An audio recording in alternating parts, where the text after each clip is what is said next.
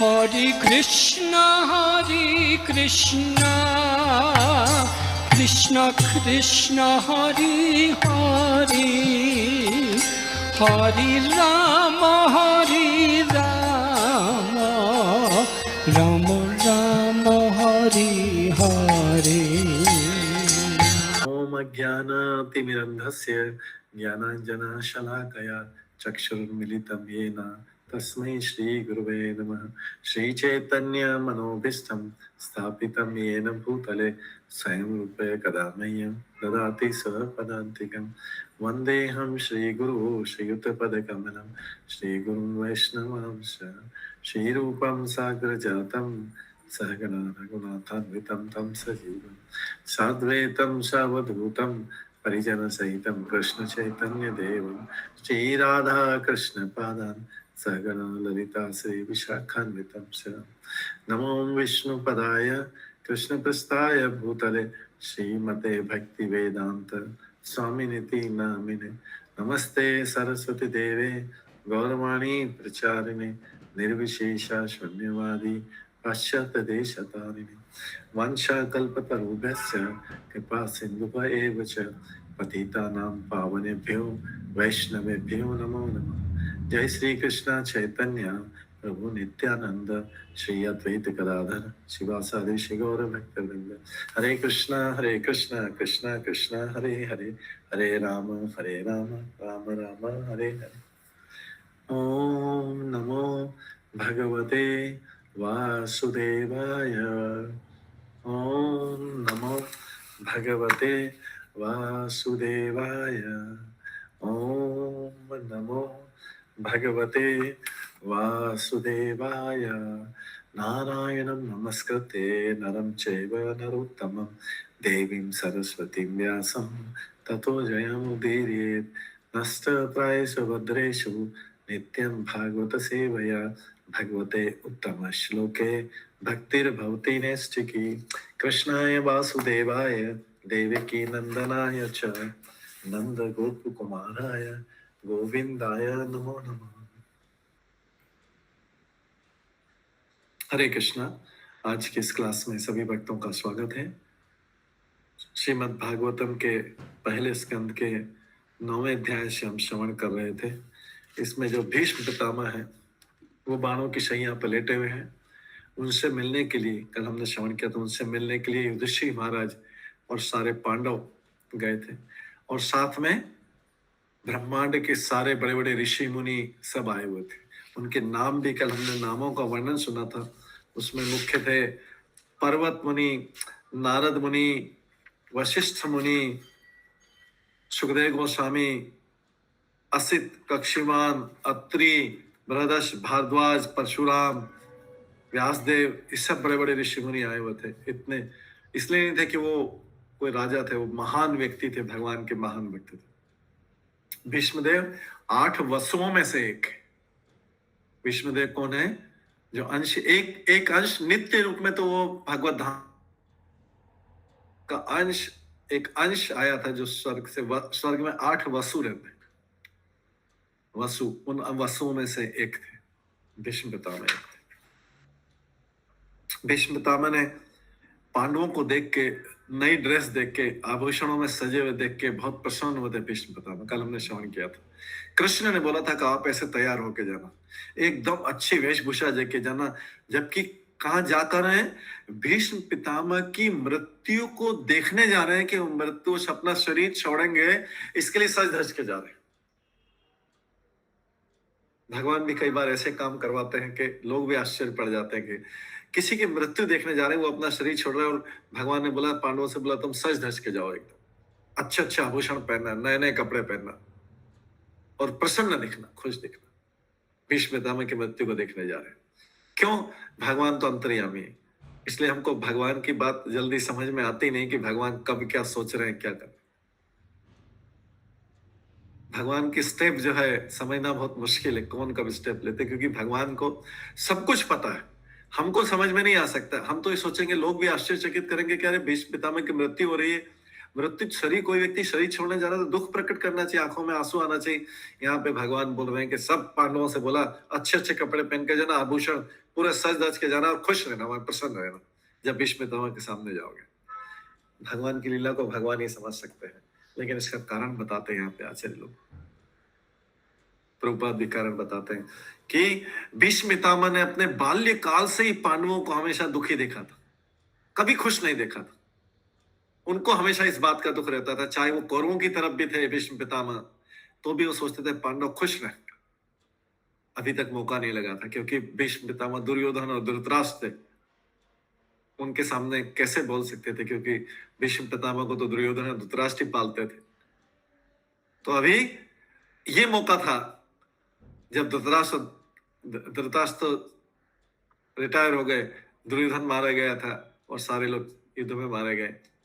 अभी जब पांडव लोग भीष्म पितामह के पास गए, तो भगवान चाहते थे कि अब मृत्यु से पहले भीष्म पितामह पांडवों को सुखी देख ले, खुशी देख ले, उनको प्रसन्न देख ले। ये भगवान की इच्छा थी कि भीष्म पितामह बहुत खुश हो जाएंगे, मृत्यु से पहले खुश हो जाएंगे। पांडवों को जब खुश देखेंगे तो पांडवों को प्रसन्न देखेंगे। पांडव भगवान के भक्त हैं, तो पांडवों को देखना, भगवान के भक्त तो प्रसन्न रहना चाहिए। तो अभी भगवान प्रसन्नता दे रहे थे, किसको? भीष्म पितामह को भी दे रहे थे प्रशंसा। पांडव से बोले थे उनके पास जाओगे तो भीष्म पितामह तुमको देख के बहुत प्रसन्न होंगे, वो भगवान के भक्त है, तुम भी भगवान के भक्त हो। तो भगवान का एक भक्त दूसरे भक्त को देख के प्रसन्न होता है। भीष्म पितामह जो है अभी पांडवों को देख के प्रसन्न होंगे, तो मृत्यु से पहले वो पांडवों को प्रसन्न देख पाएंगे, क्योंकि उन्होंने जीवन भर तुम्हें कष्ट में देखा। ये भगवान का रीजन था। तो भगवान की कोई भी कार्यकलाप समझना बहुत मुश्किल है, लेकिन जो भी करते हैं वो सबके हित के लिए करते हैं। भगवान सबके हित के लिए, समझना मुश्किल है। इसलिए भगवान की किसी भी स्टेप पे, भगवान के किसी भी कार्य पे उंगली उठाने से पहले 10 बार सोचना पड़ेगा। सारे शास्त्र पढ़ लिए जाए, सारे शास्त्र पढ़ ले, समझ में आ जाएगा कि भगवान कौन से स्टेप क्यों लेते हैं। अगर भगवान की कोई क्रिया में हमें डाउट हो रहा है, संशय हो रहा है, इसका मतलब अभी हमको और भी शास्त्र सुनना बाकी, हमको श्रवण करना और बाकी है, कीर्तन करना और बाकी। अगर भगवान की किसी भी कार्यकलाप में जरा सी भी शंका हो, डाउट हो, जरा सा भी संशय हो, इसका मतलब कमजोरी हमारी तरफ से, हमको कुछ और भी पढ़ना बाकी, सुनना बाकी, अध्ययन करना बाकी, शास्त्रों को सुनना बाकी। जो भगवान के भक्त होते हैं, भगवान जो स्टेप ले ले, उसको मानते कि वो एकदम सही।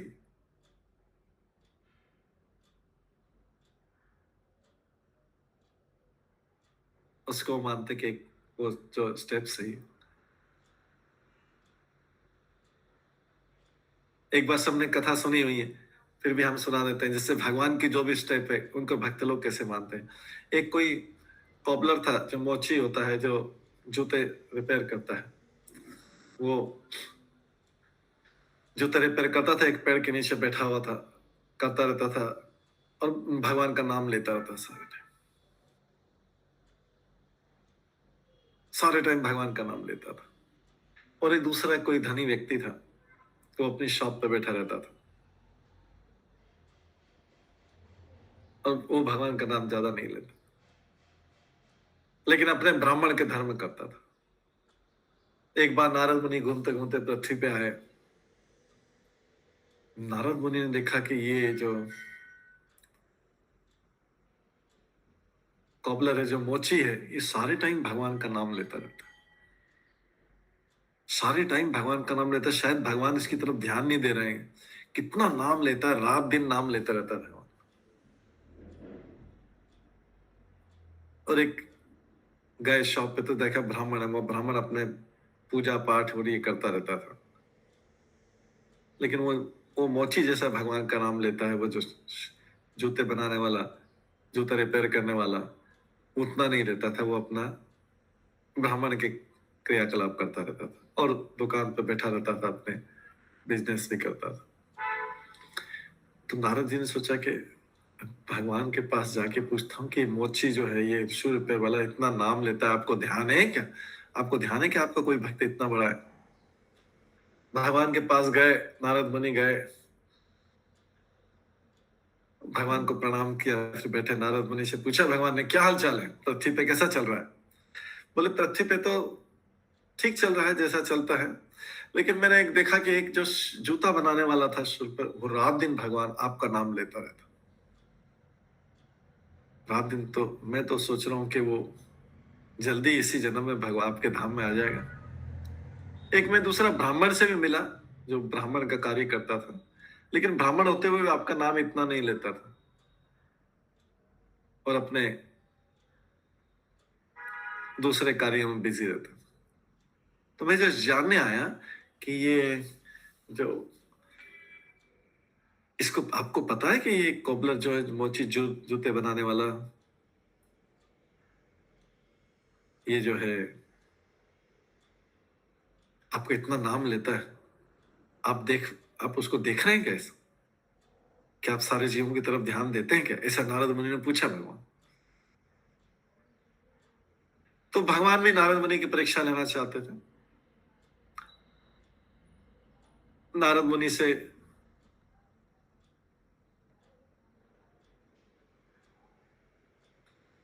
बोला कि आप पृथ्वी पे जाओ, वो जो जूते बनाने वाला है उसको तो बोल दो कि वो ब्राह्मण को जो है वो कर रहा है, उससे बोल दो कि भगवान तो तुम्हें प्राप्त हो जाएंगे इस जन्म में।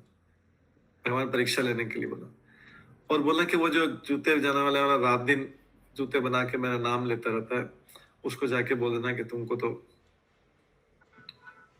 भगवान जो है जिस पेड़ के नीचे बैठा है, उस पेड़ में जितने पत्ते हैं उतने जन्मों के बाद भगवान मिलेंगे।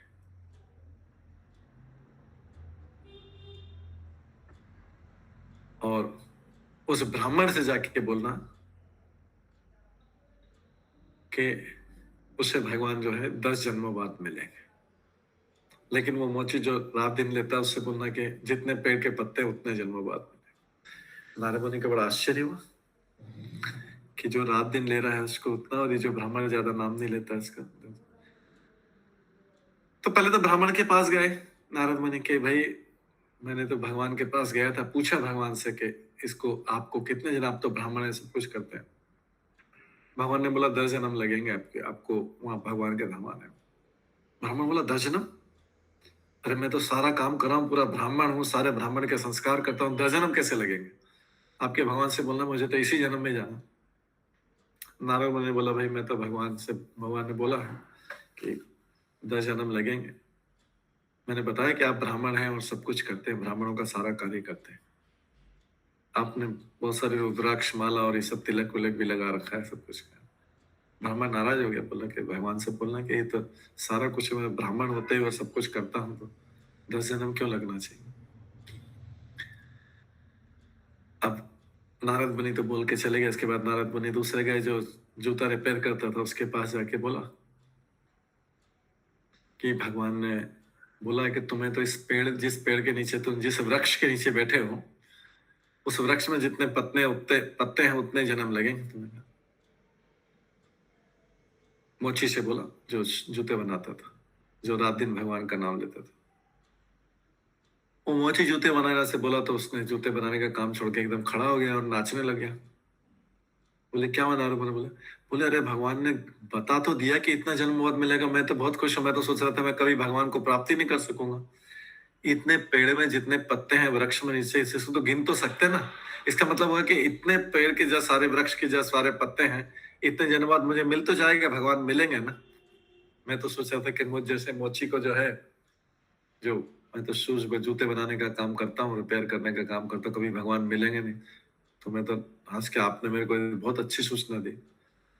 भगवान से जाके बोलना, अगर आप भगवान से मिलेंगे तो जाके बोल देना कि मेरे ऊपर तो बहुत कृपा हो गई, मैं बहुत प्रसन्न हो गया।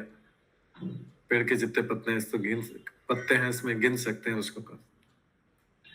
नारद मुनि को बड़ा सरप्राइज हुआ। नारद मुनि भगवान के पास में गए, भगवान को बताया कि वो ब्राह्मण को तो 10 जन्म का ही बोला था, लेकिन ब्राह्मण तो दुखी हो गया। वो बोला मुझे तो भगवान इसी जन्म में मिलना चाहिए थे, मैं तो ब्राह्मण के सारे कार्य कर। बोले फिर उसने दूसरे ने, मोची ने क्या आंसर दिया? बोले कि वो तो डांस करने लगा, वो नाचने लगा। वो बोला कि भगवान ने इतने गिन तो लिया, मैंने तो सोचा था गिनती नहीं है कभी मेरे को कितने जन्म में मिलेगा। भगवान ने बोल दिया तो वो बहुत प्रसन्न है। तब जाके उन्होंने नारद मुनि को बताया कि मेरे भक्त इस प्रकार के होते हैं। वास्तव में मैं तुमको परीक्षा करने के लिए भेजा, तो मोची को जो जोरदार बनाने वाला उसको इसी जन्म में मेरे धाम में आएगा, इसी जन्म में मेरे धाम में आएगा। मैं आपको इस मेरे भक्तों के बारे में, उनके स्वभाव के बारे में, कि मैं जो बोलता हूं उस वचन पर उनको पूरा विश्वास रहता है और वो इसमें प्रसन्न रहते हैं। तो यहां पर जो है भगवान ने पांडवों को बोला कि अगर आप अच्छी ड्रेस पहनोगे तो भगवान के बारे में कोई जान नहीं सकता कि भगवान किसके बारे में क्या सोच रहे हैं, और स्पेशली भक्तों के बारे में। तो भीष्म पितामह, पांडवों ने, सारे पांडवों ने बात मान के भीष्म पितामह के पास गए और भीष्म पितामह उनको देख के, कल हमने श्रवण किया था, भीष्म पितामह बोलते हैं, उन पांडवों को बोलते हैं, ओ तुम लोगों ने साक्षात धर्म के पुत्र होते हुए कितनी यातना सही की, कितना अन्याय सहन किया दुर्योधन धृतराष्ट्र का। इन कष्टों के अंतर्गत तो तुम सबको तो जीवित रहने की भी आशा नहीं थी, तुमको तो मारने का सारा प्रयत्न किया गया था, विष पिलाया गया था, लाक्षागृह में रखा गया, सब कुछ किया था, फिर भी किसने किसने, ब्राह्मणों ने, ईश्वर ने और धर्म ने तुम्हारी रक्षा की, क्योंकि तुम धर्म का पालन कर रहे थे, ईश्वर में श्रद्धा थी और ब्राह्मणों का आशीर्वाद था। और उसके बाद में आगे बोलते हैं, आज हम 13 श्लोक से बोलेंगे। भीष्म पितामह ने और क्या क्या बोला पांडवों को। भीष्म पितामह बोलते हैं 13 श्लोक में, आज हम शुरू करेंगे। संस्थिते अतिरथे पांडो प्रथा बाल प्रजा वधु युष्मत् कृते बहुन क्लेशान प्राप्ता तोकवती मुहु। भीष्म पितामह बोलते हैं कि जहां तक मेरी पुत्र वधु कुंती का संबंध है, कुंती उनकी बहू थी, जहां तक मेरी पुत्रवधु कुंती का संबंध है, वो महान सेनापति पांडु की मृत्यु होने पर अनेक सारे बच्चों के साथ विधवा हो गई, और इस कारण से उसने घोर कष्ट है। और अब जब तुम लोग बड़े हो गए हो तो भी वो तुम्हारे कर्मों के कारण काफी कष्ट उठा रही।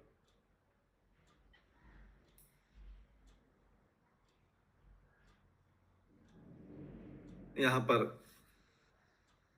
भीष्म पितामह बोल रहे हैं अभी, हालांकि बाणन की शैया पर है, भगवान के भक्तों से ही बात कर रहे हैं। पांडवों से बोलते हैं कि तुम्हारी जो माता है, जो मेरी पुत्र वधु महान सेनापति के साथ, वो विधवा हो गई थी बचपन, मतलब जब तुम छोटे थे तब वो विधवा हो गई थी, उसने तुम्हारे लिए कितने कष्ट सहे, और अभी तुम बड़े हो गए तो भी वो कष्ट सह रही। तो तात्पर्य प्रभुपाद लिखते हैं कि कुंती देवी के कष्टों पर दुगना शोक प्रकट किया जा रहा है। कम आयु में विधवा हो जाने तथा राज परिवार में अपने छोटे छोटे बच्चों के पालन पोषण में उसे अत्यधिक कष्ट सहना करना पड़ा, और जब उसके बच्चे बड़े हो गए तो उनकी करनी से उसे कष्ट सहना, क्योंकि उनको राज्य निकालना, और ये बड़े होने पे तो युद्ध हुआ, अतः उसके कष्ट जैसे के तैसे बने हुए थे। बचपन में भी उतने ही कष्ट थे कुंती महारानी को, बड़े होके भी, क्योंकि बड़े होके फिर दुर्योधन और भी ईर्ष्या करने लग गया, और फिर महाभारत युद्ध हुआ, तो अभी तक वो भी कष्ट सहन करे। इसका अर्थ है कि विधाता के द्वारा उस कष्ट झेलना उसके भाग्य में लिखा हुआ था, और विचलित हुआ बिना इसको सहन करना पड़ा। तो हमारी माता कुंती ने सारे कष्ट सहन किए। पंकज लखानी प्रभु बोल रहे हैं, उस प्रकार सनातन मत मजे। कौन सा प्रश्न पूछने वाले हैं हमें पता है, ठीक से, जो तुम्हारे कर्मों के कारण काफी कष्ट उठा दिए, मतलब वो उनके कर्मों के कारण महारानी क्यों कष्ट उठा दिया सर? तो यहाँ पे जो है कुंती महारानी को ऐसा तो कोई कष्ट नहीं था, ऐसे तो पुत्रों के कारण ही तो जब जनरली सबको कष्ट होता है, जैसे कोई माता चाहे तो पुत्रों से अलग होकर रहे तो शांत आराम से रह सकती है उसको, लेकिन जहाँ पे पुत्रों के साथ रहती है, उसकी उनके आसक्ति जो भी रहती है पुत्रों के साथ में, तो पुत्र को जो भी होता है उसके कारण कष्ट तो माता को होता है। अदरवाइज माता का स्वतंत्र रूप से ऐसा नहीं कि कोई बीमार हो गई थी वो, या उनके पति का कोई लोन बाकी था, या कुछ वैसी पति के कारण पति भी चले गए थे, तो सारे कष्ट उनकी रक्षा में ही उसको सारे कष्ट हुए, उस आसक्ति के कारण। इस संसार में सारे कष्ट जो होते हैं आसक्ति के कारण होते हैं। लेकिन यहाँ आसक्ति हम देखेंगे कि अलग प्रकार की आसक्ति है, ये कोई भौतिक आसक्ति नहीं है। वो अपने भक्त पुत्रों का पालन कर रही है। तो जो भी कष्ट आ रहे हैं उनके पुत्रों के ऊपर जो आ रहे हैं, विष पिलाया गया, भीम को प्रयास किया गया, लाक्षागृह में किया गया, उनको अपनी चिंता नहीं करा सके। उनका अपना तो कौन सा जीवन बाकी, उनका तो पति तो चला गया था, वो एक महान कष्ट है, वो अपना में कष्ट था। अभी जो सारे कष्ट उठा रहे आगे बड़े होने पे तो युद्ध हुआ था, बाल्यकाल में तो बचा रही थी, युद्ध तो बड़े होने पे ही हुआ था, मारे गए, उतना लंबा चौड़ा हजारों लोग मारे गए। उनके युधिष्ठिर भी स्वयं दुखी था। जब पुत्र दुखी है तो माता भी दुखी रहेगी उसके कारण, क्योंकि आसक्ति के कारण। जैसे शरीर पे कोई भी कष्ट होता है, हालांकि आत्मा शरीर से अलग है, आत्मा तो शरीर के अंदर बैठा रहता है ना, चुपचाप अलग अलग रहता है। आत्मा को कोई कष्ट नहीं होता, कभी भी आत्मा को कष्ट नहीं होता, लेकिन आत्मा कष्ट का अनुभव करती है जब शरीर को कष्ट होता है। जैसे एक एग्जांपल देते हैं, दूर में अग्नि जल रही है, हम अग्नि में हाथ नहीं डालेंगे, उसके पास हम थोड़ी अगर दूर भी कर रहेंगे तो अग्नि की हीट और लाइट हमको प्रभावित करेगी या नहीं करेगी? दूर से खड़े हम देख रहे हैं, उसकी थोड़ी हीट आएगी, हालांकि हमने अग्नि में हाथ नहीं डाला, ना हमने जलाया, हमने कुछ भी नहीं किया, लेकिन हम उसको देख ही रहे हैं, तो देखने से प्रकाश तो मिल रहा है और उसका हीट भी, थोड़ा सा गर्मी भी आ रहा है। तो दूर होते हुए भी, अलग होते हुए भी हमारा उससे कोई संबंध नहीं, ना हमने अग्नि जलाई, तो भी हम उससे प्रभावित हो रहे हैं। तो ऐसे ही जो है ये आत्मा शरीर के जो अनुभव को देखती है, लग शरीर पे रही, चोट शरीर पे लग रही, अनुभव मन और मन उसको फील कर रहा है, लेकिन आत्मा को भी उसका दूर बैठे बैठे भी अनुभव होता है। ऐसे ही कुंती को कुछ नहीं हो रहा है, लेकिन सारे उसके पुत्रों के हो रहा है, तो भी क्योंकि क्या एक उसका आसक्ति है, आसक्ति की जो बंधन है उसके कारण उनको कष्ट पहुंच रहा है। उनका अपने किसी चीज के कारण कष्ट नहीं पहुंच रहा है। उनका तो पति की मृत्यु हो गया, जो कष्ट होना था हो गया, और अकेली थी, स्वयं कोई रोग भी नहीं था जैसे कष्ट, लेकिन जस पुत्रों की आसक्ति के कारण कष्ट हो रहा है। और अभी भी वो बैठने को भी तैयार नहीं है, राजा बनने को भी तैयार नहीं, वो भी कष्ट। युधिष्ठिर महाराज दुखी है अभी भी, जब तक कि भीष्म पितामह पूरी तरह से उपदेश नहीं दे देते, बहुत दुखी है अभी। इससे पता लग रहा है कि कृष्ण के कहने पर भी उनको प्रसन्नता नहीं हो रही। कृष्ण ने जानबूझ के कैसा किया था, जिससे वो अपने भक्त भीष्म पितामह की महिमा को बढ़ा सकेंगे। जो काम कृष्ण नहीं कर सके, वो उनके भक्त, शुद्ध भक्त भीष्म पितामह ने कर दिया। भगवान ऐसी लीला करते हैं कि अपने को फेल कर देते हैं। उनके फेल होने से, पास होने से भगवान को क्या फर्क पड़ने वाला है? भगवान के लिए तो हमारे सामने क्या उनको फेल और पास करे, हम माने या नहीं माने, भगवान को क्या फर्क पड़ने वाला है? ऐसे तो करोड़ों करोड़ों ब्रह्मांड है उनके सामने, जिसमें हमारी स्थिति धूल के कण के समान भी नहीं। तो एक कोई धूल का कण हमसे बुरा मान जाए, 10 धूल के कण, 100 धूल के कण बुरा मान जाए, तो हमको क्या फर्क पड़ता है? ऐसे भगवान को क्या फर्क पड़ता है? ऐसे हजारों लोग उनको आलोचना भी कर लेते, लेकिन भगवान को जो काम करना है वो करेंगे। हरे कृष्ण। अच्छा प्रभु जी, इसीलिए जैसे भगवान जो है रण छोड़ बन के रण से भाग जाते हैं, उनको हार जीत से कोई फर्क नहीं पड़ता। हाँ, उनको कोई फर्क नहीं पड़ता, उनको तो अपनी लीला करना है, विशेष करना है। उन लोगों की कोई, जैसे हम लोग, भगवान तो बोलते हैं जीवों को भी संसार की परवाह नहीं करना चाहिए, तभी तो उपदेश देते हैं। तो जीव तो संसार की परवाह करते हैं, समाज की परवाह करते हैं, वो भगवान की परवाह कम करते हैं। अरे समाज क्या कहेगा? जो भगवान का तो क्या है, जैसे ब्रह्मांड धूल के कण के, पूरा ब्रह्मांड ही धूल के कण के समान है।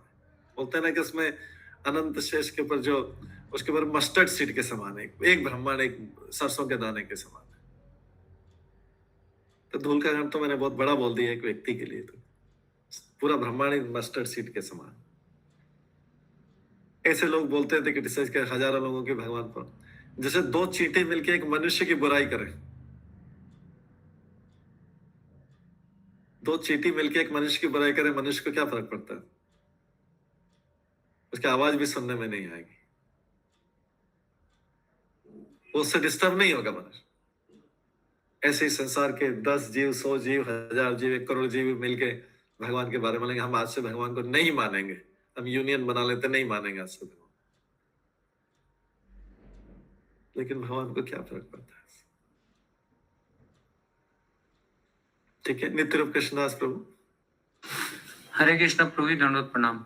प्रभु जी यहाँ पे वर्ड यूज किया गया है कि जब बच्चे बड़े हो गए तो उनकी करनी से उन्हें कष्ट उठाना पड़ा, मतलब उन्हें यहाँ तो निगेटिव एस्पेक्ट है कि मतलब उन्होंने कुछ गलत किया उसके कारण उसका इम्पैक्ट हुआ। नहीं, करनी का मतलब ऐसा नहीं कि उन्होंने कुछ गलत किया है। करनी का ऐसा किसी वो भगवान पार्षद है, भगवान की लीला के पार्ट के रूप में। ऐसे तो हम देवकी वसुदेव के बारे में क्या बोलेंगे, जो उनको जेल में बंद किया था, उनकी करनी के कारण उनके 6 बच्चे मारे गए, उनकी करनी के कारण नहीं प्रभु, वहां तो करनी के कारण नहीं। हाँ, वही शब्द तो भगवान के पार्षद हैं तो उसके अकॉर्डिंग वो लीला के अकॉर्डिंग करना है। जबकि तो इन्हीं के यहाँ तो भगवान जन्म लिया है, इन्होंने तो लाखों वर्ष तपस्या की थी। देवकी वसुदेव ने आए तब जाके तो तीसरे जन्म में कृष्ण उनके यहाँ उत्पन्न हुए, और देखिए उनको जेल में बंद कर दिया गया। जन्म होने के बाद में उनको जेल में बंद कर दिया गया। देवकी वसुदेव 12 साल तक 11 साल पौने 11 साल तक उनको अपने बच्चे का मुंह देखने को नहीं मिला कृष्ण का। तो इसको करनी बोला जाएगा, कैसे बोला जाएगा? नहीं प्रभु, तो लीला का पार्ट है, वो भगवान की लीला का पार्ट। ये पार्षद नहीं, ये भी नित्य पार्षद है। पहले आ गया था, अभी फिर से आ गया। पांडव लोग पार्षद, नित्य पार्षद है। एक अंश इधर से आता है स्वर्ग से, बाकी जो नित्य रूप जो है इनका वहां से आता है भगवान के साथ पार्षद के रूप में। भीष्मता में भगवान के पार्षद है। नहीं तो बाणों की सैया पे क्या, एक को अगर उसको आधे घंटे के लिए लेटा दो उसकी डेथ हो जाएगी। आधे घंटे के लिए लेटा दो, 10 मिनट 5 मिनट के लिए, क्योंकि इतना ब्लड निकल जाएगा, इतना रक्त निकल जाएगा कि मृत्यु की तुरंत मृत्यु हो जाएगी। अगर बाणों की शैया पे जैसे भीष्मता में ये 18 दिन तक लेटे रहे और अभी उपदेश देंगे आगे, और फिर मकर संक्रांति के दिन अपना शरीर छोड़ेंगे। अभी उपदेश देंगे, अच्छा खासा बड़ा उपदेश देंगे। भगवान लाए इसीलिए सारे पांडवों को, क्या अभी इनको भीष्म पितामह से उपदेश दिलवाएंगे। तो ये भगवान के पास है, नित्य पास है। भीष्म पितामह पांडव लोग इस संसार को सिखाने के लिए आते हैं। ठीक है, सनातन मुकुंद प्रभु। हरे कृष्णा प्रभु। और हम तो इसको कर्म ही लेते हैं, कोई भी मतलब कुछ भी होता है। हाँ, तो आज से लिख लेना, आज से लिख लेना, आज से चेंज कर लेना अपना क्वेश्चन। भौतिक व्यक्ति के लिए, भौतिकतावादी व्यक्ति के लिए, भौतिक जीव के लिए, जो संसार के जीव है, सामान्य जीव है, उनके लिए कर्म का नियम लागू होता है। भगवान के भक्त के लिए, जो भक्त उच्च कोटि के भक्त होते हैं, वो कर्मों के नियम से ऊपर रहते हैं। उनका सारा कंट्रोल भगवान के हाथ में रहता है। तो उनके जीवन में जो सुख या दुख दिखाई देते हैं, मैं ये नहीं बोल रहा हूँ आते हैं, उसके लिए क्या शब्द है? उनके शुद्ध भक्तों के जीवन में। हरि बोल, किसी का माइक ऑन है? हरि बोल, एक मिनट में माइक में। तो 2 तरीके से होते हैं। जो भगवान के भक्त होते हैं उनका सारा कंट्रोल भगवान के हाथ में रहता है। उनको भी सुख और दुख आते हुए दिखाई देते हैं बाहरी रूप से, लेकिन वो भगवान की लीला के भाग है। और जो भौतिकतावादी व्यक्ति, जो भगवान का भक्त नहीं, उसके सारे जीवन में सारे सुख दुख कर्मों से आते हैं। तो कर्म का नियम किस पे लागू होता है? जो डिवोटी नहीं है, जो डिवोटी नहीं, सारे भौतिक सामान्य व्यक्ति के लिए कर्मों का पूरा नियम। लेकिन जो भगवान के उच्च कोटि के भक्त रहते हैं, वो कर्मों के नियम से ऊपर उठ जाते हैं। जैसे 2 प्रकार के एम्प्लॉय होते हैं इंडिया में, एक सेंट्रल गवर्नमेंट एम्प्लॉय है और एक स्टेट गवर्नमेंट एम्प्लॉय। ठीक है, तो स्टेट गवर्नमेंट एम्प्लॉय के ऊपर स्टेट गवर्नमेंट के रूल लगते हैं। अगर कोई सेंट्रल गवर्नमेंट का एम्प्लॉय स्टेट गवर्नमेंट में रह रहा है तो उसको स्टेट गवर्नमेंट के रूल नहीं लगते। जैसे अभी हम देख रहे हैं ना, इलेक्शन कमीशन भी कर रही है सेंट्रल गवर्नमेंट वाले, इनके ऊपर स्टेट के रूल नहीं लगते। तो वो स्टेट की बात माने नहीं माने, उनको सेंट्रल गवर्नमेंट के रूल लगेंगे, है ना। अभी जो इलेक्शन कमिश्नर और ये सब जो झगड़ा चल रहा है, उनके ऊपर कोई रूल, उनको कोई अभी कुछ बिगाड़ नहीं पा रहा, क्योंकि वो कहां से चलते हैं? सेंट्रल गवर्नमेंट से चलते हैं। और स्टेट गवर्नमेंट में जो रहते हैं, स्टेट गवर्नमेंट के रूल है। ऐसे ही जो भगवान के कंट्रोल में, उनको भगवान वाले रूल लगेंगे। जो प्रकृति के कंट्रोल में है, वो प्रकृति के। तो प्रकृति के कंट्रोल पे सुख और दुख का कर्म फल मिलता है। दोनों का अलग अथॉरिटी, अलग अलग है दोनों। भक्तों की अथॉरिटी कौन है? भगवान है। और भौतिक जीवों के जो यहाँ पे रहते हैं सारे, जिनके जो साधारण व्यक्ति जो भगवान के अंडर में नहीं है, शरण में नहीं है, उनके ऊपर भौतिक प्रकृति या माया के रूल लगते हैं, वो उनको फिर सुख दुख कर्मों के अनुसार देते हैं। ठीक है, ठीक है, थैंक यू हरे हरे कृष्ण। तो यहाँ पर हाँ नीलम लखानी माता जी। हरे कृष्णा, सादर प्रणाम प्रभु जी।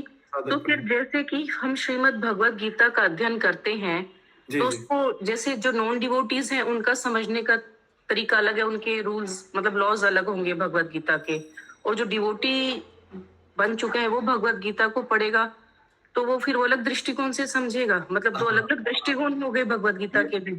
भगवत गीता के दृष्टि, भगवत गीता तो एक ही है, समझने वाले के दृष्टिकोण एक नहीं, दो नहीं, हजार होंगे, लाखों होंगे, जिसमें जिसमें जितना जितना भगवान के प्रति शरणागत की भावना है उतना उतना उसको वैसे से समझ में आएगा। इवन हम लोगों को आज से 20 साल पहले जितना भगवत गीता समझ में आता था, 10 साल बाद अलग तरीके से समझ में आया, आज ऐसा 1 साल अभी अलग तरीके से समझ में आ रहा है। हम सारे लोगों की बात करें, हमें ही समझने का लेवल ही अलग अलग हो गया।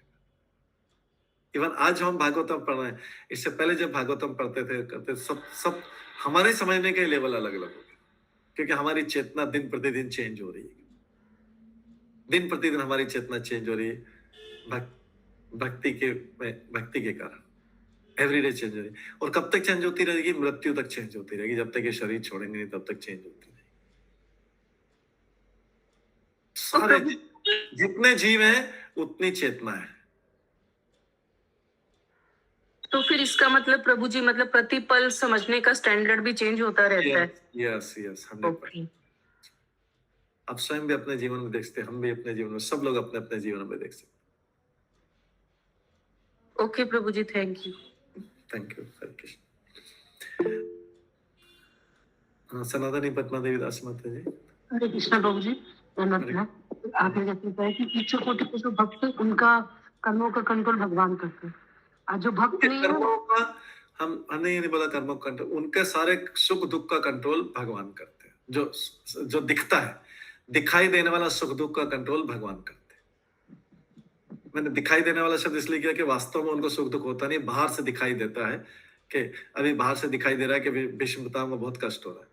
अरे भीष्म पितामह को इतना कष्ट होता, अगर हमें इतना कष्ट होता तो हम तो बात ही नहीं कर पाते, तो अभी तक तो डेथ हो गई होती है हमारी। तो वो कष्ट तो आराम से उसमें करें और सबको अभिवादन कर रहे हैं, उसको देख के हंस रहे हैं, कृष्ण को देख के हंस रहे हैं, इसको देख के हंस रहे हैं, अभी तो लंबी चौड़ी बात करेंगे। इसका मतलब ऐसा लग रहा है कि हम तो सोच रहे हैं कि अरे ये तो इतने कष्ट में, लेकिन वास्तव में उनको कष्ट का अनुभव होता तो बोल ही नहीं पाते हो। तो इसलिए जो है उनके कर्म कंट्रोल नहीं करते, उनकी पूरी बुद्धि कंट्रोल करते हैं, मतलब उनका सुख दुख, उनके कार्यकलाप, सारी चीजें भगवान कंट्रोल करते हैं। ददामी बुद्धि योगम तम ये न मामुप्यन्ति थे, ये बोलते हैं तेषाम सततयुक्ता नाम भजताम प्रीति पूर्वकम ददामी बुद्धि योगम, तो मैं उसको बुद्धि कंट्रोल कर देता हूँ। कर्म का पूरा सब कुछ, सारी चीजें कंट्रोल कर लेते हैं, अपने कंट्रोल में लेते हैं। फिर जो भी कार्य करेगा उसका कार्य नहीं रहेगा, उसको कर्म भी नहीं बोलेंगे। वो जो सेवा कर रहा है और जो बातचीत कर रहा है, मन से सोच रहा है, जो वाणी से बोल रहा है और जो शरीर से कार्य कर रहा है, तीनों चीजों का कंट्रोल भगवान के हाथ में है। जैसे प्रभुपाद का एग्जाम्पल लेते हैं, नारद मुनि का एग्जाम्पल लेते हैं, ये खा पी रहे हैं, सब कुछ कर रहे हैं, बट सबको भगवान भक्ति मान रहे, कंप्लीट कंट्रोल। ठीक है सनातनी माता जी, हाँ बोलिए आगे। तो हमारा कौन कर रहा है? हमारा कौन कर रहा है? जिस परसेंटेज में हम शरणागत है भगवान के, ये ध्यान रखना। ये था माम प्रपद्यन्ते ताम सदैव भजामि हम। जिस प्रतिशत तक हम भगवान की शरणागत में, जो भी हो, जिसका जो भी परसेंटेज हो, उस प्रतिशत तक भगवान हमारा कंट्रोल ले रहे हैं। मतलब हम भगवान के यूज में आ रहे हैं। कंट्रोल लेना मतलब कोई किसी के कंट्रोल कर ले, तब कोई एम्प्लॉय तो कंट्रोल एम्प्लॉयर करता है ना, तो उसको यूज करता है। तो भगवान हमको जितना शरणागत है उतना हमको यूज कर रहे हैं। ये भगवान का यूज करना मतलब अच्छी चीज है, भक्ति है। लोग यूज कर रहे हैं हमको, बजाय की बजाय भगवान हमको यूज कर रहे हैं, क्योंकि शरीर भगवान के द्वारा दिया गया, उनके यूज करने के लिए है। वो यूज करें, इसको जैसा चाहे वैसा यूज करें। तो जितने परसेंटेज हम शरणागत है उतने परसेंटेज तक हम भक्तिवश क्लास कराते हैं, चैंटिंग करते हैं, उतने परसेंटेज तक भगवान यूज कर रहे हैं। बाकी टाइम संसार यूज कर रहा है हमको। ठीक है माता जी? जी बाबा। ठीक है ना? तो इसलिए जितना ज्यादा भगवान यूज करे उतना ज्यादा अच्छा है। ठीक है पंकज नेत्र प्रभु। थैंक यू प्रभु जी। तो अभी जैसे हम लोग ये जो गंगा सागर में जो साधु लोग जाते हैं, जो जो कोई कांटों की सैया में है, कोई त्रिशूल पे मतलब नोक पे रहता है, कुछ ऐसे मतलब कष्ट में देखते हैं हम लोग तो, लेकिन उन लोगों को कष्ट नहीं होगा है क्या, या वो खाली सिद्धि वाले हैं, या वो भी भक्ति श्रेणी है? हाँ, दो प्रकार की सिद्धि होती है। एक जो भगवान के पास भी सारी योग शक्ति, भगवान को योगेश्वर बोला जाता है, सारी योग शक्ति भगवान के पास में, वो उस योग शक्ति की जो प्रतिबिंब है, उस योग शक्ति का भागवत में आता है, उस योग शक्ति का जो प्रतिबिंब है वो इस संसार में ध्यान योग से सिद्धि से प्राप्त हो जाता है। उसको वो भगवान की सेवा में यूज नहीं आती, उसको उससे आप धन कमा सकते हैं या लोगों से यश प्राप्त कर सकते हैं, उसका खाली भौतिक सिद्धि। लेकिन वो जब भगवान के द्वारा प्रदत्त है, हनुमान के पास जो सिद्धि थी वो रामचंद्र की सेवा के लिए थी। हनुमान ने कभी ऐसा प्रदर्शन नहीं किया, उनके पास तो योग सिद्धि, तो वो आध्यात्मिक योग सिद्धि जो भगवान के पास रहती है और भगवान के भक्तों के पास योग सिद्धि रहती है, लेकिन वो भक्त उसका प्रदर्शन नहीं करते। लेकिन जब कोई काम पड़ जाता है तो वो प्रदर्शन हो जाता है। जैसे प्रभुपाद को बोला जाता है कि 70 साल की उम्र में करके उन्होंने 14 बार विश्व का भ्रमण किया, फ्लाइट में 12,000 लेटर्स के आंसर दिए, साथ में बुक्स पब्लिश की, साथ में मंदिर किए। तो एक इतने साल में 11 साल में 12 साल में तो पॉसिबल नहीं। तो उसका मतलब है कि योग शक्ति का उदाहरण है जिसको भगवान के लिए यूज किया गया। उन्होंने थी लेकिन उसको प्रदर्शित कोई नहीं किया। ऐसे भक्तों के पास रहती है लेकिन उसको प्रदर्शित नहीं करते।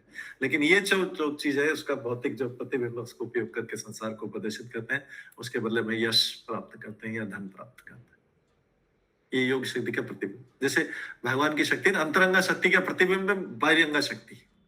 भगवान की जो बहिरंगा शक्ति इस भौतिक जगत को कंट्रोल करती है वो अंतरंगा शक्ति का प्रतिबिंब है। अंतरंगा शक्ति भी कंट्रोल करती है, बहिरंगा भी करती है, लेकिन अंतरंगा शक्ति जो है भागवत धाम को कंट्रोल करती है, नियंत्रित करती है, और बहिरंगा शक्ति जो है जगत को कंट्रोल, जो जगत टेम्परेरी। ठीक है, थैंक यू। सनातन मुकुंद प्रभु। हाँ प्रभु हरे कृष्ण। बोले तो हमारा मतलब हमारे पास जो है सिद्धि है या पैसा है, हम उसको कहाँ खर्चा करते हैं ये डिपेंड करता है हमारे ऊपर, जो भगवान के लिए कर रहे हैं या अपने बाहर वाले के लिए। जी ठीक है, जो हमारे पास साधन है वो। ठीक है, तो यहाँ पर जो है भीष्म पितामह कुंती देवी के दुख, कुंती देवी के जो दुख हुए, भीष्म पितामह ने सब कुछ देखा था, पांडवों का दुख देखे थे, कुंती देवी का दुख है, तो उससे बता रहे हैं। तो अभी भीष्म पितामह प्रसन्न है, और प्रसन्न कौन करना चाह रहे हैं? भगवान प्रसन्न करना चाह रहे हैं। पांडवों को अच्छा तैयार होके भेजा, आभूषण पहनाए, सब कुछ किया, जबकि मृत्यु के समय ऐसा किया नहीं जाता। लेकिन भगवान है, उनका एक अलग कारण रहता है। 14वां श्लोक में बताते हैं, सर्वं काल कृतं मन्ये भवतां च यत् अप्रियं सपालयत वशे लोकः वायो इव घनावली। तो भीष्म पितामह बोलते हैं कि मेरे विचार से सब प्रबल काल के कारण हुआ है, जिसके वशीभूत होकर हर कोई व्यक्ति प्रत्येक लोक में मारा फिरता है, जिस प्रकार वायु द्वारा बादल इधर उधर से ले जाए जाते हैं। तो यहाँ भीष्म पितामह क्या कर रहे हैं? काल को बता रहे हैं। उनको पता है कि काल भगवान ही है, भगवान के अधीन है, भगवान का ही अंश है, भगवान का एक रूप है काल। फिर भी सामान्य लोग को सीधे भगवान के बारे में बताएंगे तो सामान्य लोग सोचेंगे अरे भीष्म पितामह तो फिर वो सीधे भगवान के बारे में। तो पहले काल का बोल रहे हैं। जैसे सब लोग क्या करते हैं, भगवान से उतना नहीं डरते जितना काल से डरते हैं। देखा है ना संसार में, अरे काल आने वाला है, काल आने वाला है। भगवान आने वाले, भगवान आने वाले कुछ नहीं करेंगे, उनको कोई चिंता नहीं करेंगे। काल आ रहा है, काल आ रहा है, काल अभी खा जाएगा, काल सबको खत्म कर दे। तो काल से, मृत्यु से सब डरते हैं, लेकिन भगवान से उतना नहीं डरते। संसार में देखिए, वो भगवान का एक भयानक रूप है। तो इसलिए यहाँ पे काल का नाम ले रहे कि सब लोग काल को समझें। काल मतलब समय होता है, सबका समय आने वाला है। तो मेरे विचार से ये सब प्रबल काल के कारण हुआ है, जो पांडवों को कष्ट पहुंचा, कुंती को कष्ट पहुंचा, ये वहां बताना चाह रहे। वास्तव में तो ये भगवान के कारण ही हुआ है, क्योंकि काल तो भगवान का एक रूप है। तो मेरे विचार से प्रबल काल के कारण, जिसके वशीभूत होकर प्रत्येक व्यक्ति प्रत्येक लोक में मारा फिरता है। हर लोक में यही प्रॉब्लम है, जिस प्रकार वायु द्वारा बादल इधर उधर ले जाए जाते हैं। कोई बोलेगा स्वर्ग लोक में प्रॉब्लम है क्या? स्वर्ग लोक में जब बलि महाराज ने और सब असुरों ने आक्रमण किया था, तो सारे देवता भाग भाग के रहने की जगह नहीं बचे थे। स्वर्ग लोक छोड़ के भाग गए थे सब लोग। फिर उनकी माता अदिति ने जाके भगवान से प्रार्थना किया, मेरे सारे बच्चे भाग रहे हैं, तो रहने की जगह नहीं है उनके लिए। ये स्वर्गलोक की हालत जब असुर आक्रमण करते, तो हर लोक में ऐसे भागते फिरते, हर लोक में ऐसे भागते फिरते। दुर्वासा ऋषि कहाँ भागे थे? क्या भागते रहे भागते रहे भागते रहे, ब्रह्मलोक, ब्रह्मलोक से शिवलोक, शिवलोक से विष्णुलोक, विष्णुलोक से फिर वहां से भगा दिया, नीचे आ गए वापस अम्बरीश महाराज के पास क्षमा मांग रहे।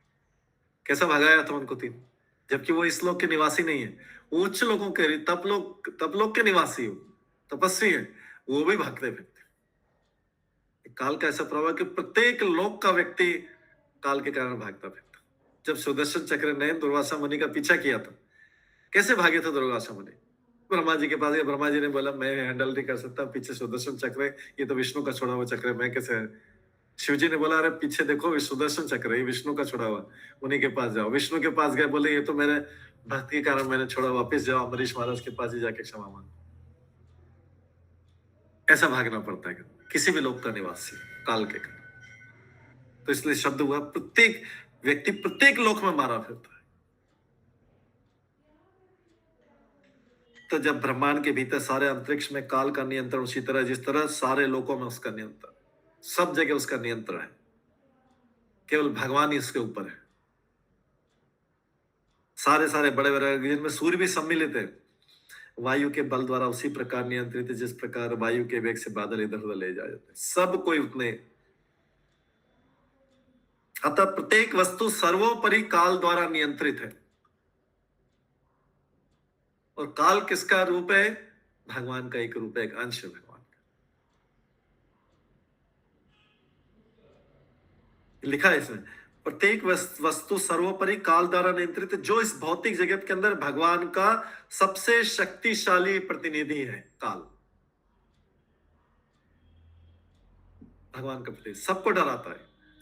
किसी को बोलते काल, काल मतलब यहाँ पे भौतिक जगत में मृत्यु होता, अरे मृत्यु आने वाली मृत्यु, सब कोई डर जाता है।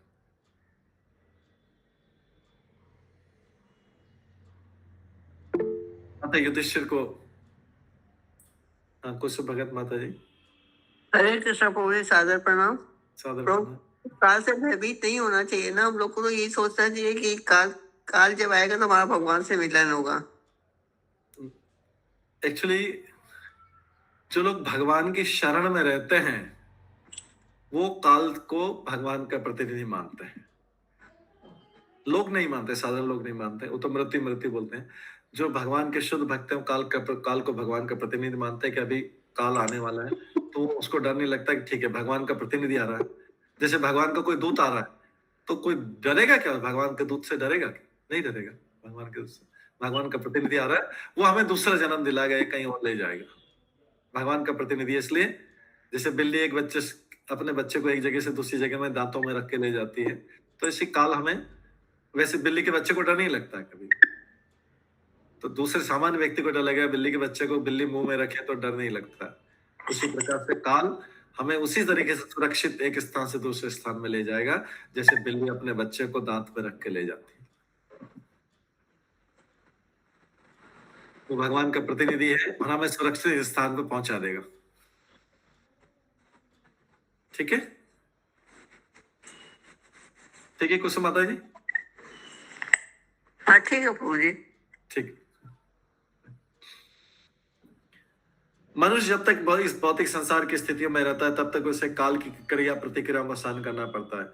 युधिष्ठिर को यह नहीं सोचना चाहिए कि उन्होंने पिछले जन्म में पाप किया था। यह भी किसी ने प्रश्न पूछा था कि कर्मों का फल मिलता है क्या? सनातन मुकुंद प्रभु ने पूछा, तो कर्मों का फल नहीं, इनको कष्ट मिल रहे हैं कर्मों के कारण नहीं है। युधिष्ठिर महाराज को तो कष्ट मिले कर्मों के कारण नहीं है, लिखा है क्लियरली। युधिष्ठिर को यह नहीं सोचना चाहिए कि उन्होंने पिछले जन्म में पाप किया था इससे कारण कष्ट मिल रहा है, नहीं। बड़े बड़े पुण्यात्मा को भी भौतिक प्रकृति की दशाओं को भोगना पड़ता है, लेकिन पुण्यात्मा भगवान के प्रति श्रद्धावान होता है क्योंकि वो प्रामाणिक ब्राह्मण तथा धर्मात्मा वैष्णव द्वारा निर्देशित होता है। इन तीन पथ प्रदर्शित सिद्धांतों को जीवन का लक्ष्य मानना चाहिए। मनुष्य को शाश्वत काल की चालों से विचलित नहीं होना चाहिए। तो जो भगवान का भक्त होता है काल की चाल से विचलित नहीं होता है। जो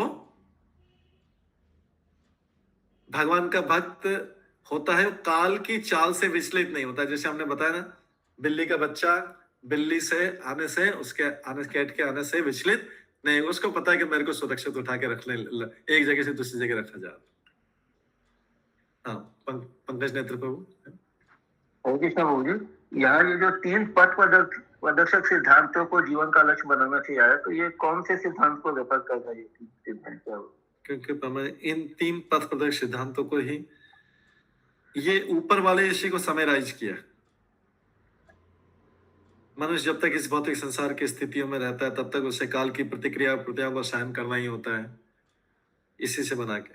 ईश्वर को यह नहीं सोचना चाहिए, या किसी भी भक्त को नहीं सोचना चाहिए कि पिछले जन्म में उन्होंने पाप किया जिसका परिणाम उन्हें भोगना पड़ा, और बड़े बड़े पुण्यात्मा को भी भौतिक प्रकृति की दशाओं को भोगना पड़ता है। लेकिन जो पुण्यात्मा भगवान के प्रति श्रद्धावान होता है, जो पुण्यात्मा भगवान के प्रति श्रद्धावान होता है, ये जो हमने शरणागत का बोला ना, उसके लिए नियम कौन सा लगता है?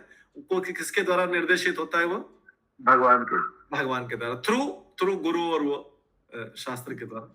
ये नियम है। मतलब भौतिक प्रकृति वाले के लिए नियम अलग है और बाकी दूसरे के लिए, भक्तों के लिए नियम। ये भी सिद्धांत हो गया कि जो इस भौतिक संसार में रहता है उसे काल की क्रिया प्रतिक्रियाओं को सहन करना ही पड़ता है। हाँ, काल की क्रिया प्रतिक्रिया को सहन करना पड़ता है। तो इससे काल की प्रतिक्रिया मतलब उसको समय, उसको पता है कि समय इस जगत को कंट्रोल कर रहा है, तो उसको देखते रहना है, बस ऑब्जर्व करना, चुपचाप देख, उसे विचलित नहीं होना है, क्योंकि उसके नीचे क्लेरिफाई कर दिया कि उसको विचलित नहीं होना चाहिए। तो विचलित नहीं होना था जब उसको ज्ञान होगा कि ये भगवान का प्रतिनिधि है, तो भगवान का प्रतिनिधि संसार में करने आया है। जैसे लोग बोलते हैं ना कि अरे अभी देश का क्या होगा, जब युद्ध होता है क्या होगा, देश का क्या होगा, बीच में इंडिया पाकिस्तान अब तो पूरा खत्म हो जाएगा, लोग भाई खत्म हो जाए, कई विचलित, कई अपना बिजनेस संभाल नहीं कर रहे हैं। लेकिन भक्त को पता है कि ये होता रहेगा। दूसरा विश्व, पहला विश्व युद्ध हुआ था, दूसरा विश्व युद्ध हुआ था, तीसरा भी हो जाएगा, चौथा भी हो जाएगा, वो उसको पता है कि तो होता रहेगा। लेकिन उसमें बह नहीं जाएगा, क्या रहा चलो अभी तो भक्ति बंद करो, अभी तो समेटो घर वार समेटो, क्या है चौथा विश्व युद्ध होने वाला है, तीसरा विश्व युद्ध। ऐसे होता है ना, कई लोग फैला देते हैं तो पूरा उस टाइम बस अभी तो खत्म है, एंड है, द एंड है। जब इंडिया पाकिस्तान का वार हुआ था तो कई लोग द एंड है, अभी देखना ही पड़ेगा। लोग अपनी अपनी भविष्यवाणियां कर लेते हैं। भगवान को अगर वो नहीं करना तो तुरंत रुकवा देते हैं, चाहे वो किसी के थ्रू रुकवा दे, तुरंत स्टॉप करा दे। अगले दिन न्यूज मिलेगी कि युद्ध बंद हो गया, अचानक हो गया ना, एकदम सारे लोगों के रिएक्शन, गैस और सारे कितना बढ़ रहा था, एक के बाद एक, कल ये होगा, परसों ये होगा, ये होगा, अचानक ब्रेक लग गया। ये भगवान के इससे होता है। ये भी सरप्राइज है, सारा अनुमान लगाते रहे लोग, लेकिन जो और भक्त अपनी भक्ति में वैसा वैसे लगा रहेगा, मंदिर जाने वाला वैसे ही मंदिर जाएगा, कुछ करेगा, उसको कुछ चेंज करने की अपने आप को जरूरत नहीं। ये काल की प्रतिक्रिया को चुपचाप सहन करता रहता, देखता। बाहर से दबाव तो बहुत आता है। कई लोग बोलते हैं अरे उधर चले जाओ, तो उधर जो बॉर्डर वाले एरिया में बम गिरेगा, ये करेगा, सारी कहानियां बन गई थी उस समय। लेकिन कुछ नहीं, ऐसे तो जो भगवान का भक्त उसको किसी भी क्रिया प्रतिक्रिया से विचलित नहीं होना। जो कोविड हुआ तो अभी तो काल की प्रतिक्रिया हुआ ना। हाँ, वो भी काल की प्रतिक्रिया,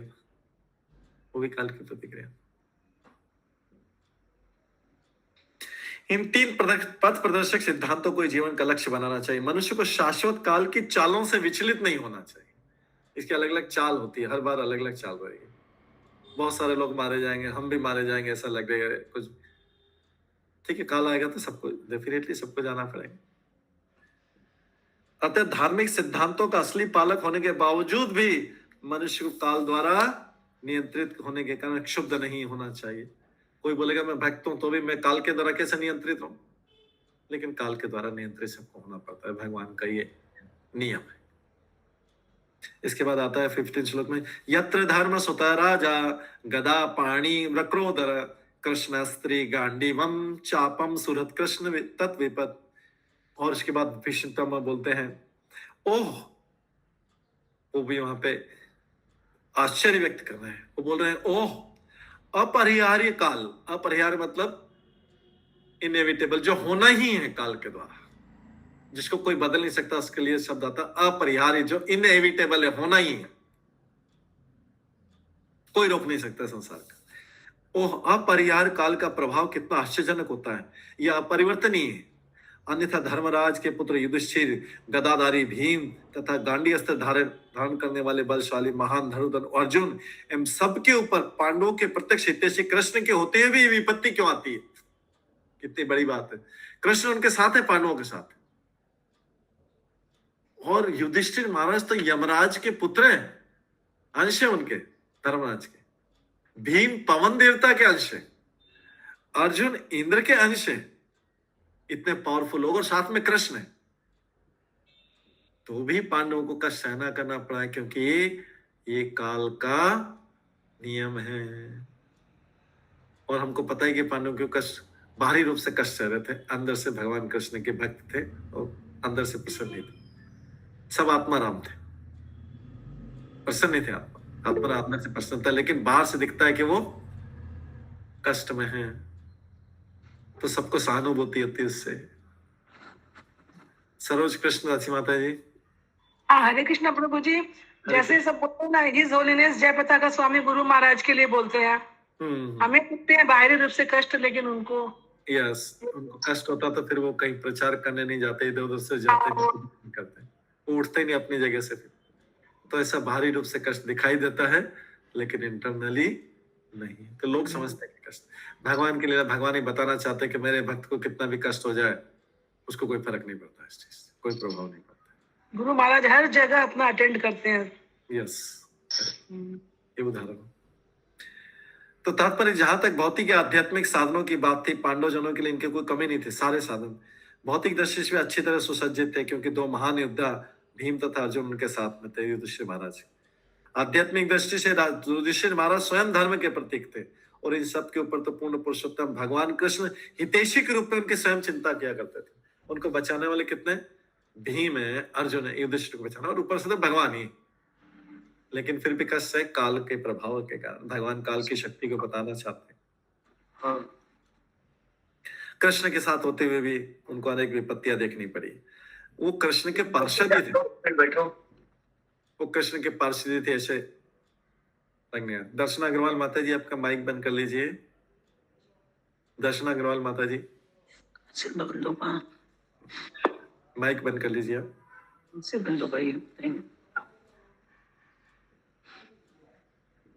जिन्हें अपने काल साक्षात भगवान से अभिन्न है। अभी यहाँ पे बोल दिया, जिनको भी काल के बारे में पता करना, क्या लिखा है यहाँ पे, ये शब्द इंपॉर्टेंट है कि काल कौन है। कौन है काल?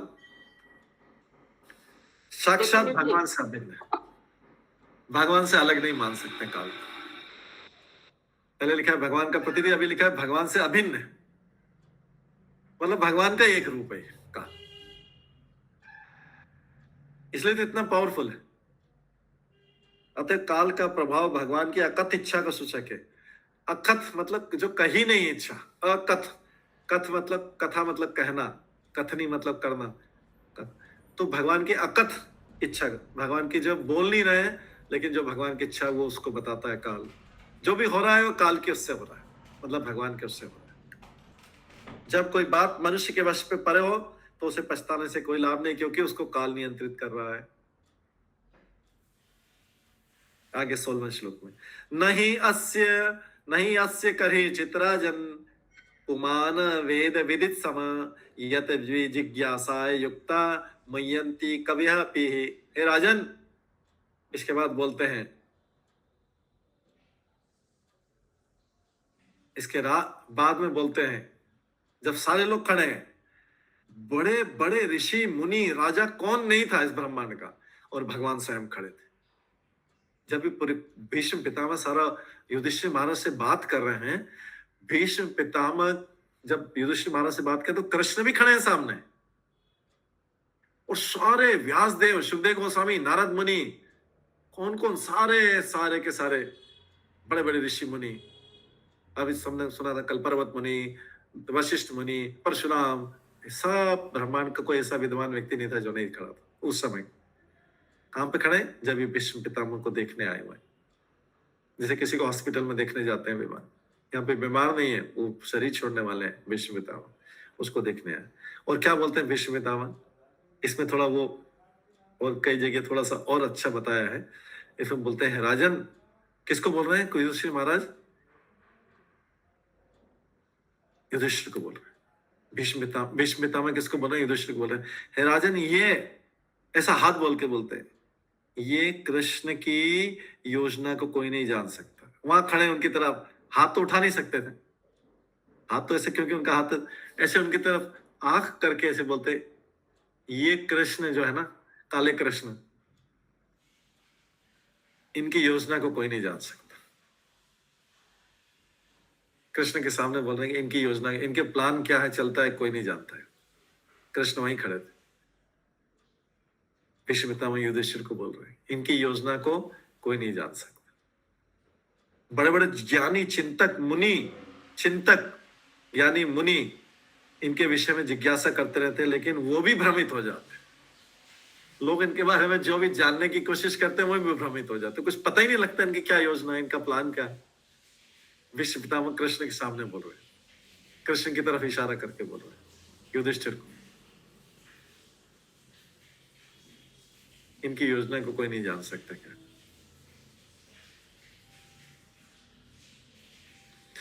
तात्पर्य? परम विशेषज्ञ मतलब जो 12 महाजन है, उनमें से भीष्म द्वारा विगत पापों तथा उनसे होने वाले फलों के द्वारा महाराज युधिष्ठिर के मोह का पूरी तरह से निषेध होता है। इससे क्या पता लग रहा है?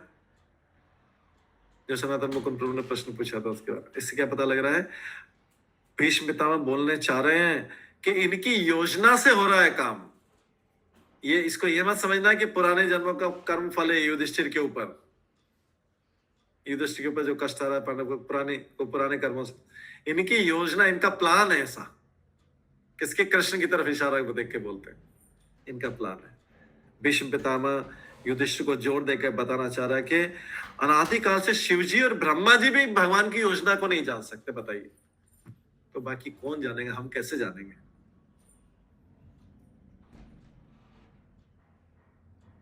हम कैसे जान सकते हैं इनके बारे में? उनके विषय में जिज्ञासा करना भी व्यर्थ है कि उनकी योजना क्या है। इसके बारे में हमें कभी क्वेश्चन ही पूछने की जरूरत नहीं कि भगवान की योजना क्या है। किसी को नहीं पता। उत्तर कोई दे भी देगा तो उसका पता नहीं। भगवान के बारे में जानना चाहिए, न कि भगवान की योजना के बारे में। हम कौन है ये जानना चाहिए, भगवान कौन है ये जानना चाहिए, हमारा भगवान से संबंध क्या है ये जानना चाहिए, हमारा गंतव्य क्या है, गति क्या है, हमारा लक्ष्य क्या है, वो जानना चाहिए। सारी चीजें पूछ लो, लेकिन ये मत पूछो क्वेश्चन कि भगवान की योजना क्या है। कोई कैसे बताएगा? भगवान को शुद्ध भक्त भी नहीं बता पाएगा भगवान की योजना क्या है। ब्रह्मा जी भी नहीं बता पाएंगे भगवान की योजना क्या है। देव शिव जी भी नहीं बता पाएंगे भगवान की योजना क्या है। उस बारे में प्रश्न मत पूछिए। बस भगवान की योजना क्या है, भगवान के अलावा कोई और नहीं बता सकता। बाकी पूछना है कि भगवान कौन है, मनुष्य कौन है, आत्मा क्या है, ये सारे प्रश्न पूछ लीजिए। यहां तक कि मुनियों गहन दार्शनिक जिज्ञासा में भगवान की योजना को ठीक से नहीं निश्चित कर पाते। अतः सर्वोत्तम नीति है कि बिना तर्क के भगवान के आदेशों का सहज भाव से पालन किया जाए। सरलता से भगवान जो बोल रहे हैं उसका पालन किया जाए। उनकी योजना क्या है, हमको क्या मतलब उनकी योजना पता करने से? भगवान की योजना है, सीक्रेट योजना है, उनका प्लान है अपना। हमसे क्यों शेयर करेंगे? हमको जो चाहिए वो मांग लो। भगवान की योजना का मुख्य उद्देश्य क्या रहता है? कैसे करते हैं वो पता नहीं, लेकिन उनका योजना का एक मुख्य उद्देश्य क्या है? धर्म की स्थापना का, धर्म का राज्य स्थापित करना। इसीलिए कौरवों को हराया था और पांडवों को जिताया था, धर्म की स्थापना करने। अतः पुण्य की विजय स्थापित करने के लिए उनके भक्तों को कुछ देर के लिए कष्ट उठाने पड़ते हैं। इसको अंडरलाइन कर सकते हैं, उनके ही भक्तों को कुछ देर कष्ट उठाने पड़ते हैं, ये उनकी योजना के तहत। और वो भी ऐसा लगता है कि कष्ट उठा। भीष्मदेव धर्म की विजय देखकर निश्चय संतुष्ट थे। भीष्मदेव अभी खुश थे। बाणों की शैया पे नीचे से रक्त बह रहा है, सब तरफ से रक्त बह रहा है, ब्लड बह रहा है, और वो सोच रहे हैं कि संतुष्ट है। किस लिए? धर्म की विजय हो। सब लोग बोलते हैं ना, कहीं पे कथा होती थी तो बचपन में भी सब, धर्म की विजय हो, अधर्म का नाश हो, प्राणियों में सद्भावना हो, ऐसा बात कथा खत्म होती थी, सब लोग ऐसा बोलते थे, धर्म की विजय। वैसे यहाँ पे युधिष्ठिर भीष्म पितामह क्यों संतुष्ट है? धर्म की विजय हुई। बाणों की शैया पे लेटे लेटे रक्त बह रहा है तो लोग तो दुखी हो गए, अरे बोलते धर्म छोड़ो, पहले तो मेरा शरीर ही, मुझे इतना कष्ट हो रहा है। लेकिन वो बोल रहे हैं संतुष्ट, धर्म की विजय हुई। महाभारत युद्ध में भीष्म जैसा योद्धा होते हुए भी कौरव लोग जीत नहीं पाए। भीष्म ने परशुराम को हरा दिया था। अभी परशुराम के पिछले कल के क्लास में जब परशुराम का पता, भीष्म ने परशुराम को हरा दिया था। भगवान का अवतार परशुराम, बदले में हारने के बाद परशुराम ने उनको आशीर्वाद दिया था, मैं बहुत प्रसन्न हुआ तुम्हारी वीरता देख के, तुम्हें इस संसार में कोई नहीं जीत पाएगा। वो भीष्म पितामह जिसको कोई नहीं जीत पाएगा, वो कौरवों की तरफ होते हुए भी कौरवों की सेना हार गई। क्यों? कौरव अधर्मी थे। तो शक्ति से कुछ होता है क्या? सबसे शक्तिशाली व्यक्ति जिसको आशीर्वाद प्राप्त है परशुराम का, जिसको कोई हरा नहीं सकता है, वो कौरव सेना, हालांकि भीष्म पितामह कोई हरा नहीं पाया, वो तो बाणों के शैया पे गिर गए थे, लेकिन कौरव युद्ध हार गए भीष्म पितामह के होते हुए भी। क्यों? अधर्मी है। इसलिए भक्तों को भी ध्यान रखना है, चाहे कोई कितना ही पावरफुल हो। कई बार क्या होता है कि कई लोग बहुत पावरफुल हो जाते हैं, सारे लोग उसकी साइड में हो जाते हैं, वो चाहे अधर्मी भी हो उसकी साइड में हो जाते हैं, और धर्म की तरफ बहुत कम लोग रह जाते हैं, क्योंकि सब सोचते हैं ज्यादातर तो उधर ही लोग हैं, उस तरफ सारे लोग हैं, मैं भी उधर ही चले जाता हूँ, तो बहुत पावरफुल है। यहाँ पे भीष्म पितामह जैसा पावरफुल कोई नहीं था। भीष्म पितामह के रहते हुए कौरव सेना हार गई, इसका मतलब अधर्म हमेशा हारना है, धर्म की हमेशा जीत होना है। भीष्मदेव भगवान के महान भक्त थे, लेकिन उन्हें भगवान की इच्छा अनुसार पांडवों के विरुद्ध युद्ध करना पड़ा। कई लोग पूछते हैं कि भीष्म पितामह तो इतने भगवान के भक्त थे, फिर क्यों कौरवों की तरफ से लड़े? ये भगवान की इच्छा थी। क्या इच्छा थी? क्यों थी? क्योंकि भगवान दिखलाना चाह रहे थे कि मेरा महान भक्त भी हो और बहुत संसार का सबसे पावरफुल व्यक्ति भी हो, लेकिन अगर गलत लोगों की साइड में चला जाएगा तो हार जाएगा। गलत लोगों की साइड में चला जाएगा तो हार जाएगा। भगवान ये बताना चाहते थे भीष्म पितामह को, भगवान की इच्छा के अनुसार ही उधर गए थे।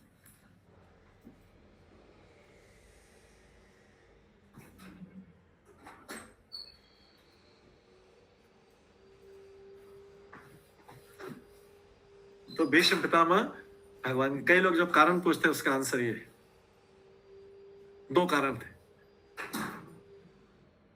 भगवान की इच्छा थी और दोनों कारण एक में हुए कि भीष्म पितामह जैसा महान योद्धा होते हुए भी कौरव हार गए। बाहरी कारण है कि भीष्म का पालन पोषण कौरव लोग कर रहे, इसलिए उनको कौरवों की तरफ से युद्ध लड़ना पड़ा, बाहरी कारण है। लेकिन आंतरिक कारण क्या है? भगवान की इच्छा थी। भगवान ये बताना चाह रहे थे कि आप कितने भी शक्तिशाली हो, लेकिन अधर्म के साथ लड़ेंगे तो हार जाएंगे। तो संसार में देखते लोग, जहां अधर्म वो पावरफुल दिखता है, सब लोग भाग भाग के उसी तरफ चले जाते हैं, उसकी साइड में हो जाते हैं।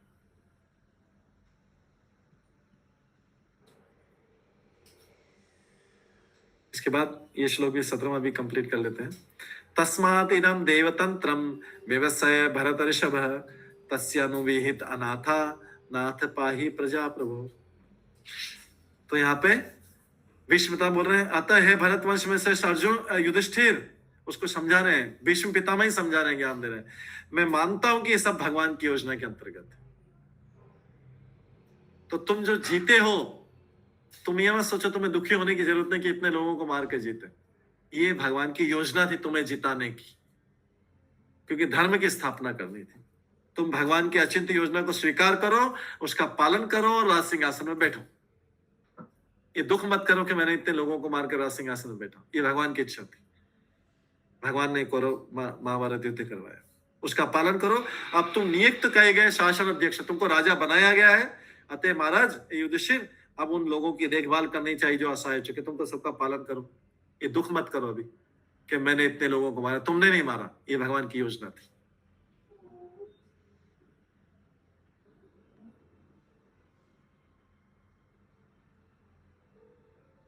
तो भगवान क्या कर रहे हैं? ये भीष्म पितामह क्या कर रहे हैं? भगवान की योजना है सारी कि भीष्म पितामह के माध्यम से युधिष्ठिर को शिक्षा दिलवा रहे हैं। और युधिष्ठिर को शिक्षा देना उनका उद्देश्य नहीं है, संसार को शिक्षा देना है, लेकिन युधिष्ठिर के माध्यम से शिक्षा दिलवा रहे हैं। सब कुछ भगवान का ही है, ये हमको शिक्षा दिलवाने के लिए कर रहे हैं। भगवान क्या किया? पांडवों को लाए, युधिष्ठिर को भीष्म पितामह के सामने खड़ा कर दिया, फिर भीष्म पितामह युधिष्ठिर को दे रहे हैं, सब भगवान की योजना। भगवान बोलेंगे मैंने तो भगवत गीता में बहुत शिक्षा दे दी, बहुत बोल दिया, अभी थोड़ा इनसे भी बुलवा देते हैं। भीष्म पितामह से महाजन है, मेरा तो बोलते बोलते मैं थक गया, पूरी भगवत गीता बोल दी मैंने, अब थोड़ा अपने भक्तों से भी बुलवा देता हूँ। तो भीष्म पितामह से बुलवा रहे, क्योंकि उनकी पावर और उनको सारा लोग ज्यादा वो करते हैं, तो उनके थ्रू बुलवा रहे हैं सारे।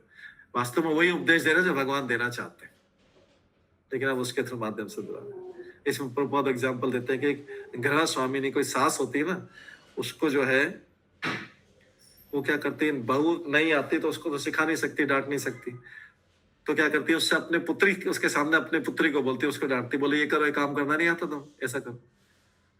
उससे क्या है कि बहू सीख जाती है कि अच्छा ऐसा काम करना है, क्योंकि बहू तो पहले दिन आई है, दूसरे दिन है, उसको तो वो डर जाएगी, तो इसलिए लड़की को, बेटी को डांटेगी और उसको ऐसा करो ऐसा करो। तो फिर क्या है, डायरेक्ट सिखाना किसको, बहू को सिखाना। ऐसे ही जो है क्या करते हैं कि भगवान भक्त के माध्यम से संसार को सिखाते हैं। वो सामने राजा को खड़ा कर दिया, युधिष्ठिर को खड़ा कर दिया। वास्तव में ज्ञान हम सबको दिया जा रहा है, हम सब बहू हैं। युधिष्ठिर महाराज उनके बेटे, उनके माध्यम से, बेटी के माध्यम से बहू को सिखा। भक्त को भगवान से कुछ नया सीखना ही नहीं होता, भगवान निष्ठावान भक्त को तो अंदर से भी शिक्षा दे देते हैं। अतः जब भी भक्त को शिक्षा देने का प्रदर्शन किया जाता है, जैसा कि भगवत गीता में है, तो क्या करते हैं, किसी को चुनते हैं। भगवान ने किसको चुना, भगवत गीता में अर्जुन को चुना। अर्जुन के माध्यम से शिक्षा किसको देनी है, हमको देनी है। ऐसे इधर क्या किया, भीष्म पितामह को टीचर चुना, युधिष्ठिर को शिष्य चुना, और शिक्षा किसको देनी है, हमको देनी है। भीष्म पितामह युधिष्ठिर को सिखा रहे, लेकिन वास्तव सारी शिक्षा हमारे लिए, बुद्धिमान मनुष्य। अतः भक्त का धर्म है कि भगवान द्वारा प्रदत्त विपत्तियों को आशीर्वाद मानकर सह ले, सारी समस्याओं को आशीर्वाद मानकर सहन कर ले। भीष्म देव ने पांडवों को सलाह दी कि बिना हिचक के शासन भार स्वीकार कर ले, क्योंकि युधिष्ठिर महाराज शासन संभालने को, राजा बनने को तैयार नहीं थे। वो सोचते मेरे कारण इतना बड़ा युद्ध हुआ। भीष्म पितामह समझा रहे, तुम्हें चिंता करने की जरूरत नहीं, ये सब खड़े हैं ना, जो ये कृष्ण इनकी योजना है, इसलिए तुम चिंता मत करो, उन्होंने ही तुमको राजा बनवाया, इसलिए चुपचाप बैठ जाओ, राजा बन। कुरुक्षेत्र युद्ध के कारण बेचारी प्रजा अशक्त होती है, अभी तुम प्रजा को संभालो, युद्ध खत्म हो गया है, युधिष्ठिर महाराज जल्दी से राजा बनो, देरी मत करो, क्योंकि बिना राजा के राज्य नहीं चल सकता है। इसलिए क्या करो कि बेचारी प्रजा सुरक्षित आता है। महाराज युधिष्ठिर, प्रजा सोच रही कि महाराज युधिष्ठिर जल्दी से राजा बने, क्योंकि बिना राजा के प्रजा दुखी हो जाती। अब ये धृतराष्ट्र तो चला गया, तो भगवान का शुद्ध भक्त सारी विपत्तियों को भगवान की कृपा मानता है। भगवान के भक्त सारी समस्याओं को भी भगवान की कृपा मानता है, क्योंकि भगवान परम पूर्ण है, अतः भक्त तथा भगवान में कोई लौकिक अंतर नहीं।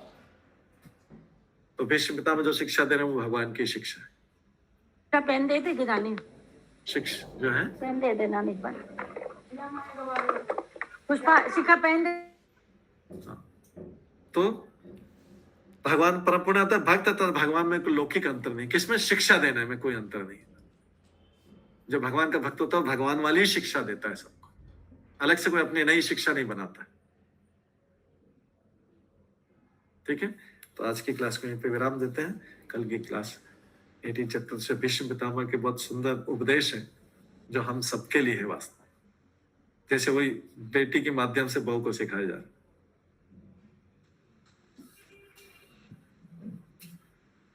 ठीक है, सभी भक्तों का